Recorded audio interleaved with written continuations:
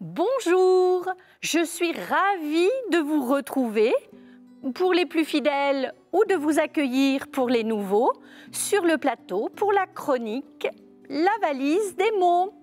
Je vais donc vous dicter quelques mots pour vous faire retenir l'orthographe et surtout vous donner son origine et la signification, le sens.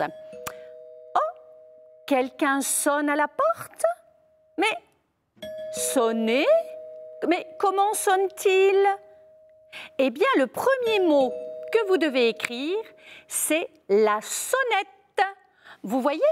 Une sonnette à la porte.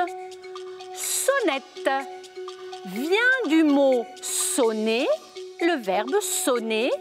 Et attention, ça vient du mot son, puisque ça émet un son. Vous saurez déjà écrire les 3 premières lettres. D'accord? Pour les plus petits, le son « et », c'est un diminutif qui veut dire plus petit. C'est bon? Sonnette. Top! Nous corrigeons. La sonnette. Oui. Vous écrivez simplement le verbe sonne, S-O-N. Ah, voilà le mot son. Nous doublons la consonne, sonne, et cela fait une petite sonnerie, c'est la sonnette. Bravo, je suis sûre que tous vous avez réussi. Nous continuons avec toujours ce verbe sonne. Eh bien, il existe un mot que vous connaissez tous, c'est la consonne. Et oui, pour écrire des mots, nous avons besoin de voyelles, mais surtout de consonnes. Vous êtes prêts à écrire la consonne? Top! C'est parti! Consonne. 2 syllabes, on écrit ce que l'on entend. Tout le monde y arrive? Consonne. Top! Nous corrigeons la consonne. Première syllabe, C-O-N, et nous réécrivons derrière le verbe sonne. Mais pourquoi appelle-t-on ces lettres des consonnes? Eh bien, parce que pour les entendre dans notre langue française, il faut les faire sonner avec des voyelles. Cum, en latin, veut dire avec. La compagnie, toujours cum, veut dire avec. On est avec les autres. Et la consonne doit être avec une voyelle pour pouvoir sonner. Consonne. Nous continuons encore avec, cette fois-ci, une ingénieuse machinerie pour que l'on entende les sons très loin sous l'eau. Vous avez trouvé? Les plus grands certainement, les parents, les grands-parents sûrement. Il s'agit du sonar. Et oui, le sonar, c'est cet instrument qui émet des sons qui vont rebondir sur quelque chose et revenir pour indiquer la présence ici d'un sous-marin, voire quelquefois de grosses baleines. Vous êtes prêts? Top! Le sonar.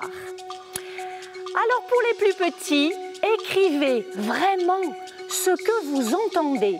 Sonar. Et pour les plus grands, saurez-vous trouver la difficulté dans ce mot? Je suis sûre que vous avez une idée. Top! Eh bien moi, je suis sûre que c'est une idée reçue. Parce que le mot sonar est l'acronyme, c'est-à-dire la division en 3 mots. So veut dire sound, le son en anglais. Na, navigation, c'est la navigation en anglais. Et R, c'est le ranking, c'est-à-dire le retour du son. Sonar. Eh bien nous, en langue française, nous l'avons francisé en un nom commun. Vous avez bien compris? Sound Navigation Ranking. Et donc, il n'y a pas de lettre muette à la fin du mot sonar. Nous terminons sur des mots un petit peu plus compliqués, sur le mot résonne. Résonner, comme ici, les cloches qui résonnent et que l'on entend dans tout le village et dans toute la ville. Résonner? Attention, c'est parti. Résonner. Bien évidemment, nous entendons encore sonner. Pas tout à fait sonner, puisque le S va être coincé entre deux voyelles. Vous avez bien écrit résonner. Stop. On corrige. Résonner, comme les cloches qui résonnent. Et c'est le premier mot. Ré-sonner. D'accord? C'est le son qui revient. C'est un retour de son avec le préfixe ré. Alors que le deuxième mot avec lequel on se trompe souvent, c'est la raison. Nous raisonnons. Il faut faire attention à l'accent. Avec le et ou le est, c'est différent. Bien, eh bien, nous nous arrêtons là pour aujourd'hui. Je vous donne rendez-vous une prochaine fois. J'espère que vous avez bien retenu tous les mots de la valise. Je la referme. Au revoir.